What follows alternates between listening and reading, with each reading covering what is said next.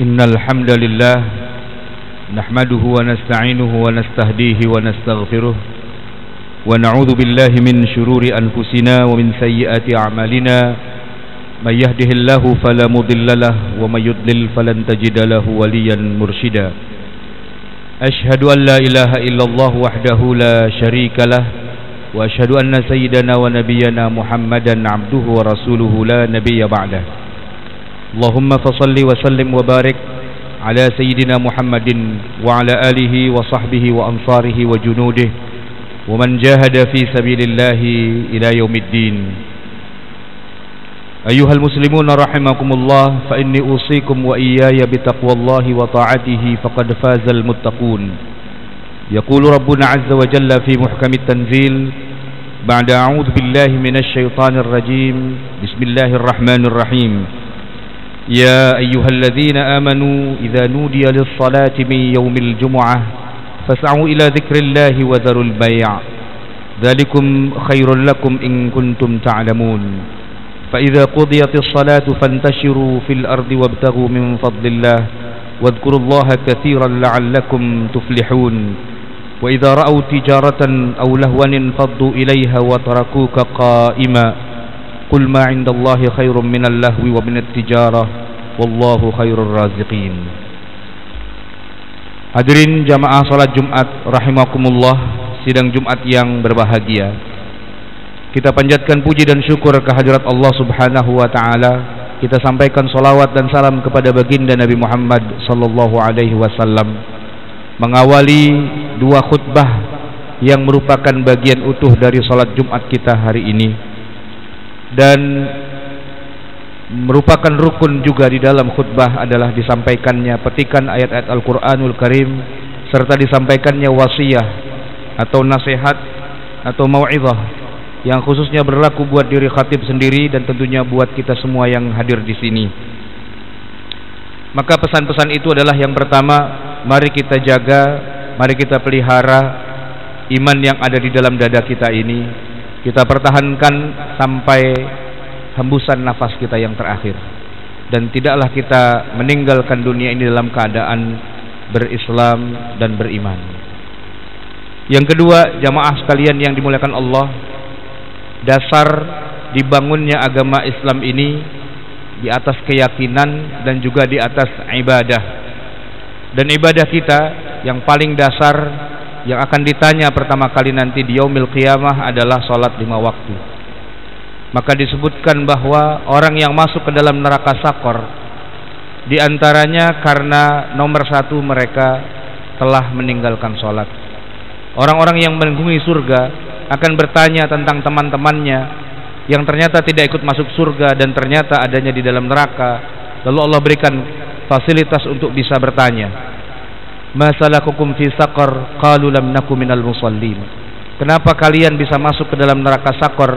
Jawabnya, karena kami tidak termasuk orang-orang yang mengerjakan salat. Di dalam ayat yang lain Allah Subhanahu wa taala juga mengingatkan, fawailul lil musallin, celakalah mereka yang mengerjakan salat itu. Alladzina hum an salatihim sahun, yaitu mereka yang lalai dalam mengerjakan salatnya. Para ulama sepakat bahwa yang dimaksud dengan lalai di sini bukanlah lalai dalam arti tidak khusyuk ketika sholat ingat yang lain, tetapi yang dimaksud adalah lalai dari mengerjakannya dalam arti mengerjakan tetapi tidak komplit, yang seharusnya 5 waktu tapi hanya dikerjakan sewaktu-waktu, yang seharusnya dikerjakan pada waktunya ternyata dikerjakan di luar waktunya karena kesibukan, alasan kemacetan, alasan urusan keluarga, meeting dan sebagainya. Maka mari kita jaga sholat kita ini agar Allah Subhanahu wa ta'ala memberikan keringanan yang banyak. Sebab kalau nilai sholat kita di yaumil qiyamah itu baik, maka yang lain amal-amal kita akan dinilai dengan cara yang lebih mudah dan lebih baik. Hadirin ma'asyiral muslimin rahimakumullah, sidang Jumat yang dimuliakan Allah. Kadang dalam keadaan tertentu kita dihadapkan pada situasi di mana kita tidak bisa mengerjakan sholat karena alasan tidak ada air, bahkan juga tidak ada tanah untuk bersuci. Padahal kita tahu bahwa di dalam Al-Qur'anul Karim disebutkan bahwa apabila kita tidak menemukan air, falam tajidu ma'an fatayammamu sa'idan thayyiba.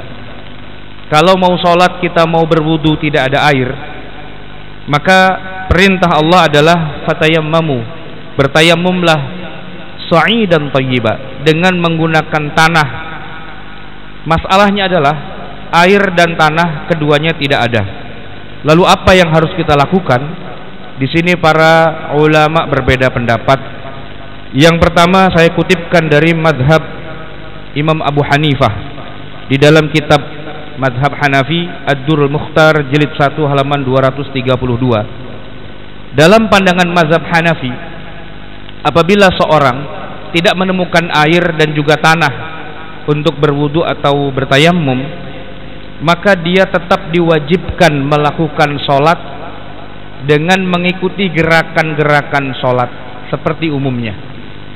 Hanya saja sholat yang dilakukan itu tidak perlu membaca suratul Fatihah dan juga tidak perlu membaca ayat-ayat Al-Quranul Karim. Kenapa? Karena dia belum bersuci, dan orang yang belum bersuci tidak boleh membaca ayat Al-Quranul Karim dalam pandangan mazhab Hanafi tersebut.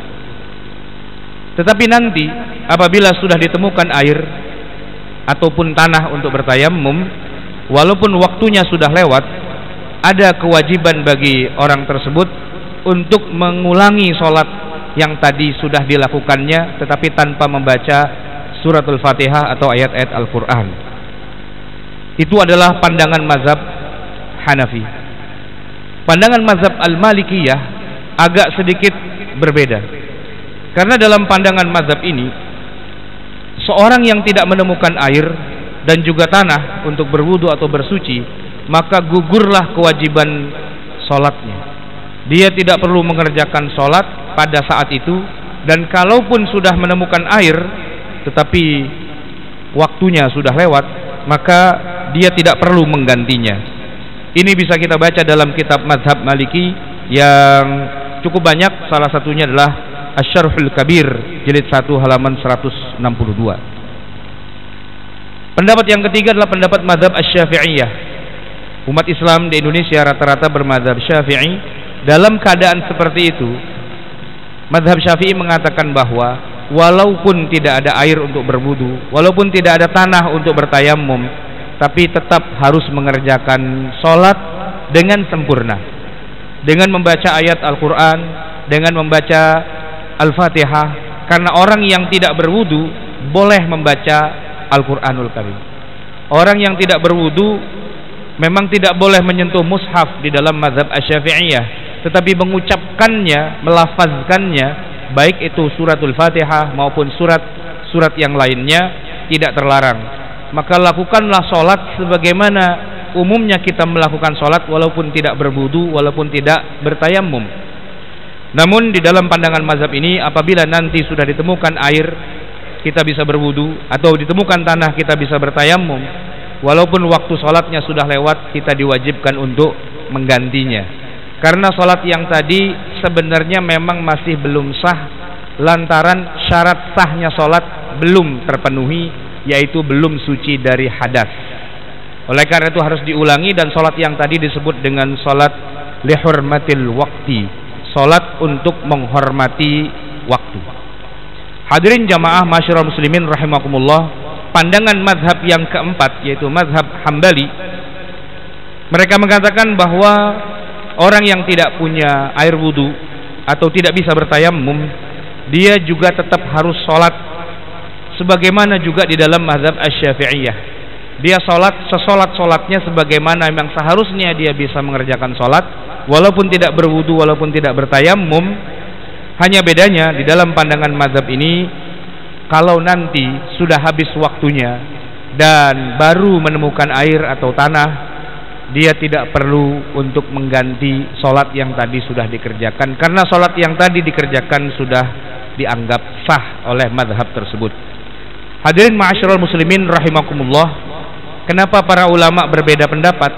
Karena memang kita tidak menemukan dalil yang sharih dan sahih di dalam Al-Quranul Karim ataupun di dalam sunnah-sunnah nabawiyah yang bisa kita terima, sehingga mereka kemudian berijtihad dan kita boleh memilih salah satu di antaranya. Namun memang kalau kita bandingkan antara semuanya itu, yang paling aman dan yang paling menjaga kehati-hatian adalah yang mengerjakan sholat pada saat itu walaupun tidak berwudu dan tidak bertayamum, tetapi kemudian diulangi lagi sholat itu agar nanti di akhirat kalau terjadi apa-apa kita sudah mempunyai backup sistemnya, sehingga tidak dicatat sebagai orang yang lalai atau orang yang meninggalkan sholat.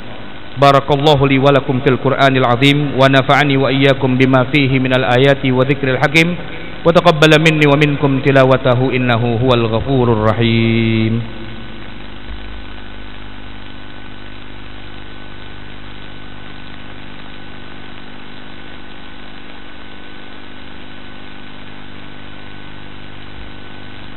Alhamdulillahi rabbil alamin wassalatu wassalamu ala nabiyyina Muhammadin khatamil anbiya'i wal mursalin wa ala alihi wa sahbihi ajma'in.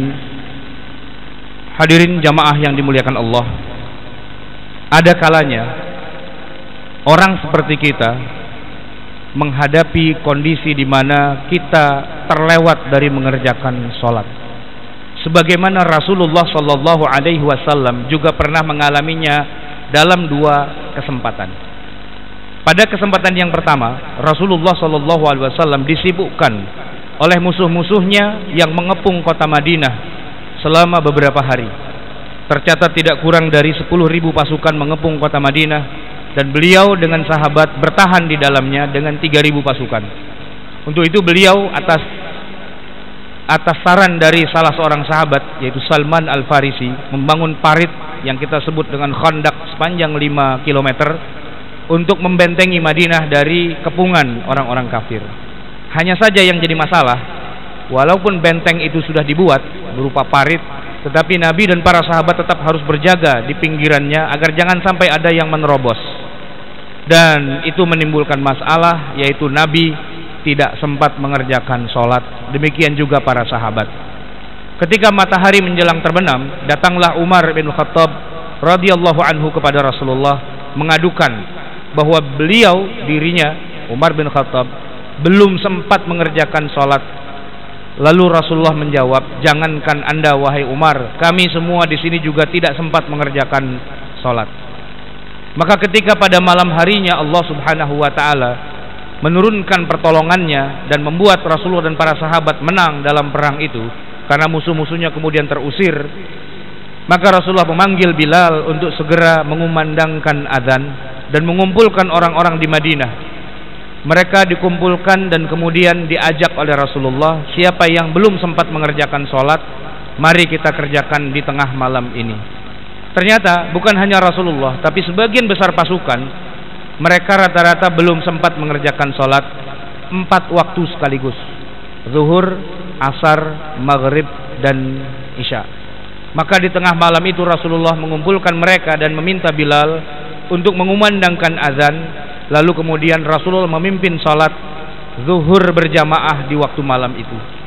Selesai sholat zuhur, beliau minta Bilal untuk berdiri dan qamat lagi untuk mereka berjamaah mengerjakan sholat asar, kemudian sholat maghrib, dan terakhir kemudian sholatul isya. Jamaah yang dimuliakan Allah, oleh karena itu kemudian para ulama sepakat bahwa walaupun kita sudah terlewat dari mengerjakan sholat, apapun alasannya, baik karena perang atau karena sesuatu yang lain yang kita tidak bisa tolak, maka tetap saja ada kewajiban bagi kita untuk mengerjakan sholat itu walaupun sudah lewat waktunya. Jamaah yang dimuliakan Allah, lalu muncul pertanyaan. Sebagian saudara-saudara kita yang muslimin yang bermadhab Asy-Syafi'i, mereka memang dalam pelajaran fikihnya diajarkan bahwa sholat itu harus niat, dan niatnya itu harus dilafazkan, sehingga ada lafaz usolli. Yang menjadi pertanyaan, bagaimana bunyi usollinya? Buat teman-teman kita yang bermadhab Syafi'i dan memang harus mengucapkan usolli, setidaknya itu adalah sesuatu yang menguatkan niat di dalam dada. Dalam pandangan madhab Syafi'i, cukup diganti saja lafaz adaan menjadi qadaan. Kalaulah misalnya dia mengerjakan sholat zuhur usalli fardadh dhuhri arba'a raka'atin mustaqbilal qiblati. Biasanya dia sebut adaan lillahi ta'ala, maka karena salatnya bukan pada waktunya digantilah menjadi qadaan. Tetapi sebagian ulama yang lain yang tidak mengharuskan membaca usalli, yang penting di dalam hatinya ada niat, maka cukuplah dia meniatkan bahwa saya akan mengganti salat saya yang terlewat tadi atau kemarin dan seterusnya. Jamaah yang dimuliakan Allah, kalau kasus terlewatnya salat itu terjadi secara berjamaah, maka para ulama membolehkan, bahkan menyunnahkan bahwa qada salat itu dilakukan juga dengan berjamaah sebagaimana yang dilakukan oleh Rasulullah sallallahu alaihi wasallam dan para prajurit muslim, para sahabat Nabi yang ada di Madinah, yang mereka lakukan bahkan di dalam masjid. Dan tetap juga disunnahkan untuk dikumandangkan azan, cuma tidak pada setiap waktunya. Cukup sekali saja kumandang azannya. Kalau sholatnya beberapa kali yang harus ditinggalkan dan harus diganti, maka cukup dengan diucapkan iqamah saja di antara sholat-sholat tersebut. Sebagian ulama mengatakan bahwa lebih utama sholat itu diganti dengan cara yang tertib sebagaimana cara Rasulullah. Beliau menggantinya dengan zuhur terlebih dahulu, baru kemudian asar, kemudian maghrib, dan kemudian isya. Namun kalau terlewatnya sudah bukan pada harinya, sudah lewat beberapa waktu yang lalu, bahkan beberapa minggu, beberapa bulan, baru teringat sekarang, maka menurut para ulama sudah tidak ada lagi ketentuan harus urutnya. Jadi bisa saja barangkali seseorang melakukan sholat apa yang dia niatkan untuk kemudian sholat yang lain yang tidak sesuai dengan urut-urutannya karena memang waktunya sudah jauh. Hadirin jamaah yang dimuliakan Allah, jumhur ulama mengatakan bahwa apabila orang terlupa dari mengerjakan sholat atau terlewat, begitu dia ingat maka dia wajib segera mengerjakannya, karena Rasulullah SAW telah bersabda, man nasiyas sholata falyusalliha idza dzakaraha. Orang yang terlupa dari mengerjakan sholat maka segera dia kerjakan sholat itu apabila dia sudah ingat.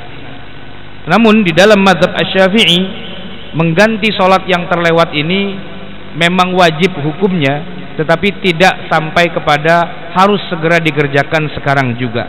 Istilah yang digunakan di dalam mazhab Asy-Syafi'i adalah al-wujubu lit-tarahi. Boleh dikerjakan untuk ditunda waktunya, tidak harus sekarang juga. Namun 4 mazhab fikih para fuqaha itu sepakat bahwa tidak ada istilah gugur kewajiban sholat bagi sholat yang terlewat apapun alasannya, kecuali yang mereka sepakati adalah apabila seorang memang telah keluar dari agama Islam, resmi menjadi orang kafir, kemudian dia kembali lagi menjadi muslim. Kebanyakan ulama mengatakan selama dia menjadi orang kafir memang dia tidak perlu mengganti sholatnya.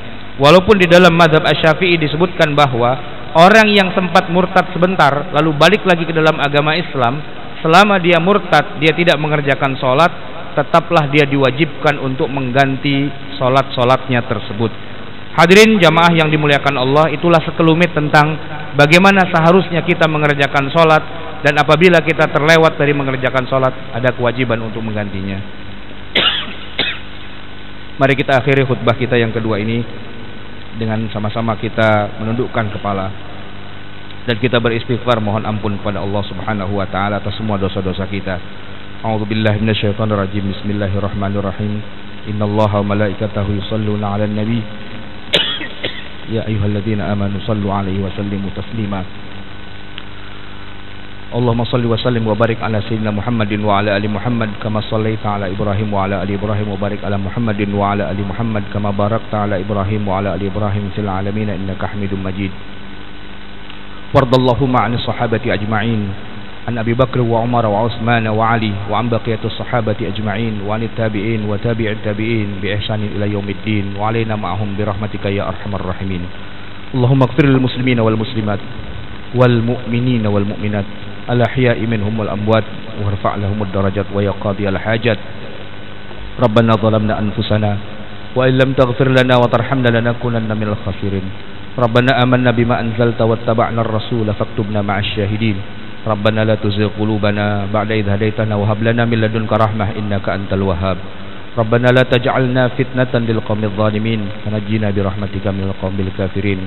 ربنا أرنا الحق حقا وارزقنا اتباعه وأرنا الباطل باطلا وارزقنا اجتنابه ربنا آتنا في الدنيا حسنة وفي الآخرة حسنة وقنا عذاب النار وصلى الله على محمد النبي الأمي وعلى آله وصحبه وسلم عباد الله إن الله يأمر بالعدل والإحسان وإيتاء ذي القربى وينهى عن الفحشاء والمنكر والبغي يعظكم لعلكم تذكرون فاذكروا الله العظيم يذكركم وعلى أن يستجب لكم ولذكر الله أكبر والله يعلم ما تصنعون أقم الصلاة الله